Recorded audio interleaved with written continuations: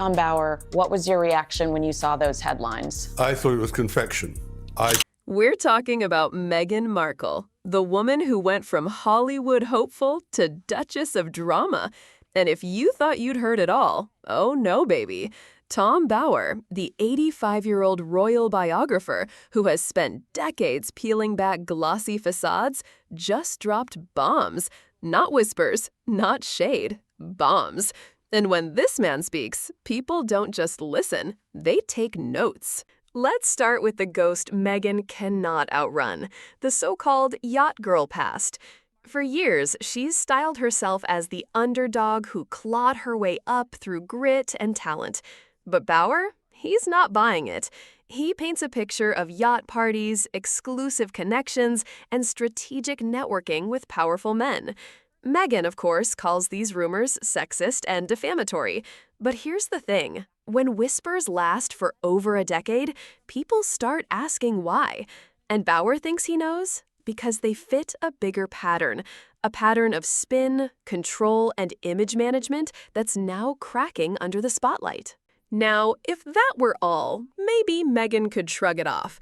But oh no, this story runs deeper. Tom Bower dives headfirst into her obsession with Princess Diana. And friends, this part? Uncomfortable. Meghan hasn't just admired Diana, she's mirrored her. Outfits, camera poses, even the vulnerable expressions. But while Diana's rawness broke hearts, Meghan's comes across rehearsed, contrived, like someone playing a role. Because here's Bower's killer line. You can't fake authenticity. Diana bled authenticity. Meghan, she performs it. Remember the Oprah interview? Meghan's big moment, her chance to redefine the narrative. Instead, it imploded. She claimed she never Googled Harry before meeting him, except awkwardly, there are receipts, photos of her in Diana's jewelry years earlier. She claimed she knew nothing about royal protocol, but honey, she had royal-adjacent friends way before Harry. It's not just one fib here and there, it's the accumulation. And Bower puts it perfectly.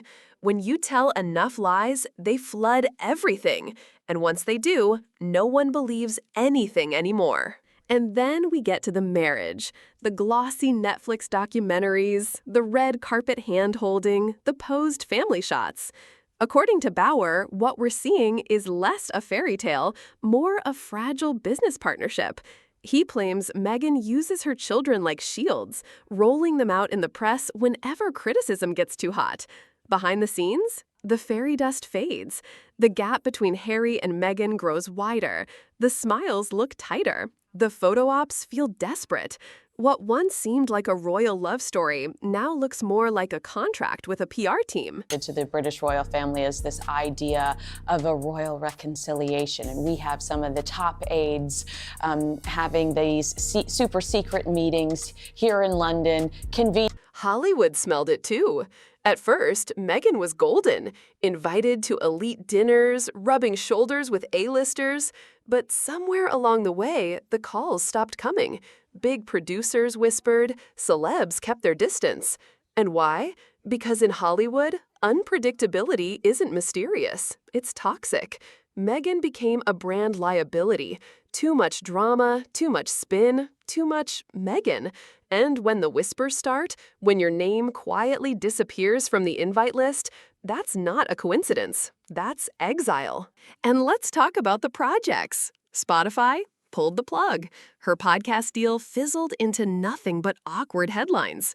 Sources said it was all fluff, no substance. And get this, that Meghan barely did the work herself. If Spotify can't make a royal Duchess podcast work, who can? Then Netflix started cooling off too. Sure, the initial docuseries made noise, but the follow-ups? Snooze. Executives saw the same red flags. Too much control, not enough substance. Meghan thought the Duchess title would open every door. Instead, it became baggage, dead weight. That man loves me so much. Are you joking? He's also a fox. What? Stop. If you haven't noticed, my husband's very, very handsome. His heart is even more beautiful. I get another lecture from you, I'm gonna go crazy. Oh my gosh, I work so hard. Shut the up, bitch. You're a fucking idiot. All right, let's get into it. Meghan Markle's latest raw and unfiltered podcast stunt was supposed to be her redemption arc. Instead, it was an infomercial gone wrong. She shows up no makeup. Sure, Meghan, and I'm the tooth fairy. Perfect blowout, flawless skin, lighting crew working overtime. Bill Maher said it best. She's stuck because she was an actress who became a real princess who wants to be an actress again, but has to pretend to be a princess. Exactly. Meghan isn't finding herself. She's auditioning for her own life.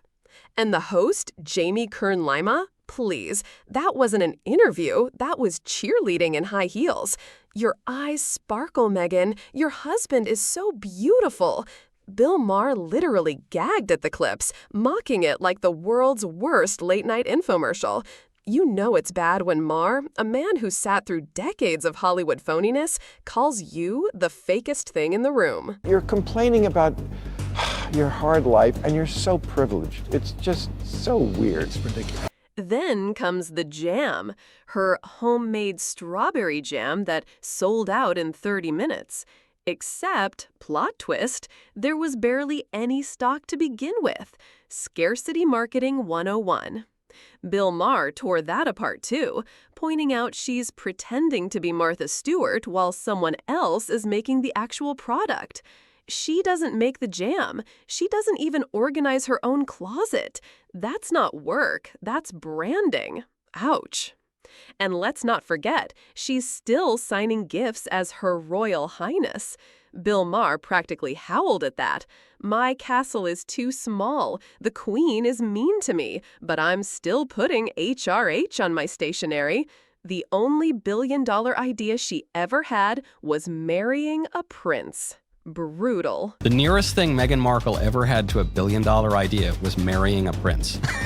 Then there's her Time magazine Most Influential Women nod.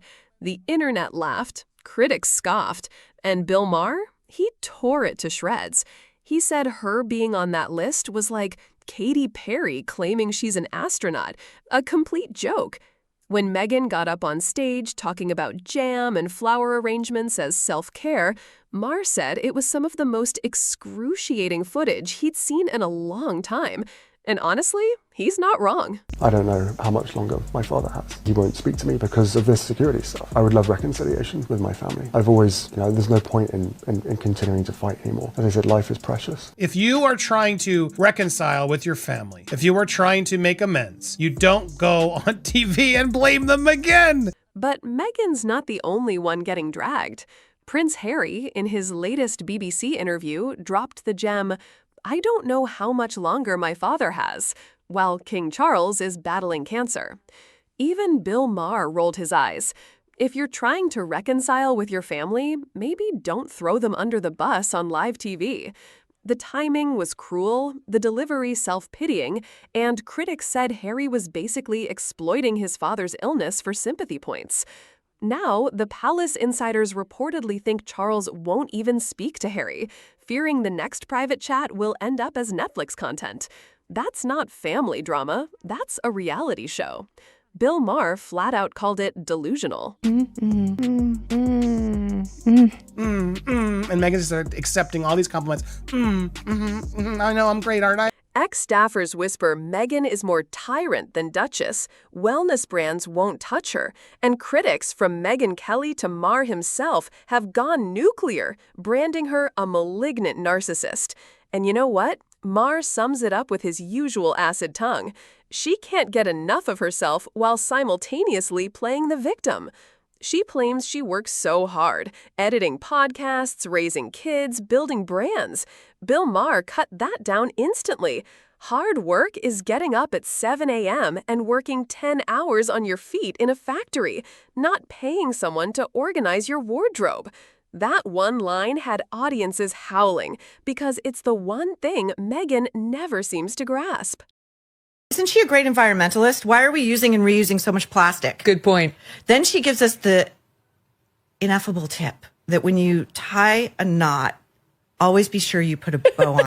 So Meghan Markle, in what was supposed to be a heartwarming culinary love letter to the world, teamed up with Chrissy Teigen for part 2 of her With Love series. The result? Think less Julia Child charm and more high-budget hostage situation. From second one, you could feel something was off. The two stood in a sparkling, picture-perfect kitchen set, cameras purring, countertops gleaming. But instead of warmth and chemistry, we got awkward pauses, mismatched energy, and a vibe that screamed, "We met in the parking lot 10 minutes ago." Chrissy, bless her, was pulling conversational rabbits out of hats to keep things moving, while Meghan's smile had that "just hold still until the cameras stop" tension. Listen, I live in New York City. I don't have counter space in my kitchen. Right. She doesn't know that. She's a normal never person. been pretzels. Peanut butter pretzels. And decanting them into another. And then, the cooking. Or should I say, cooking. Meghan's knife grip looked like she was defusing a bomb, her cuts uneven enough to make Gordon Ramsay faint. She froze mid-onion dice to get off-camera coaching. This wasn't charming in experience. It was like watching someone take a driver's test without knowing how to start the car. The piece de resistance, her big cultural moment, a Nigerian-inspired dish meant to be a heartfelt cross-cultural celebration. Instead, it was a masterclass in surface-level Googling, vague platitudes about flavors that unite us, while butchering traditional techniques and swapping out key ingredients like she was prepping for a Pinterest potluck. Nigerian chefs online were not having it. Think detailed Twitter threads, annotated screenshots, and side-by-side photos of what the dish should have looked like. And then Daniel does show up. Poor Daniel. Poor Daniel. And she doesn't know if he likes to, lifelong friend of decades, the before, during, and after, as she says, right? Mm-hmm. Doesn't know if he likes tomatoes. Right. Doesn't know that he's left-handed. He's her makeup artist. But the real twist of the knife came courtesy of Maureen Callahan, live on TV, breaking the segment down with the precision of a crime scene investigator. She rolled the footage, time-stamped the awkward silences, replayed the utensil fumbles, and flat-out called the cultural presentation a masterclass in how not to engage with heritage cuisine. After that, even people who hadn't seen the episode felt like they had, and not in a good way. Social media detonated within minutes. Hashtag cooking catastrophe. Hashtag with love without skill. Not my kitchen. Clips were going viral faster than Netflix could push promo content. The most shared moments? Meghan standing frozen while Chrissy took over tasks, mispronouncing culinary terms, and staring into the middle distance like she just remembered she left the oven on at home. By the way, not for nothing, I have seen people online, there are her defenders, whether they are paid bots, I don't know, but people saying, why can't you just leave her alone? She's just trying to make an entertaining cooking show, whatever. Behind the scenes, whispers started. Netflix knew this wasn't up to par, but they banked on Meghan's name to draw eyeballs. It worked for 48 hours. Curiosity clicks spiked.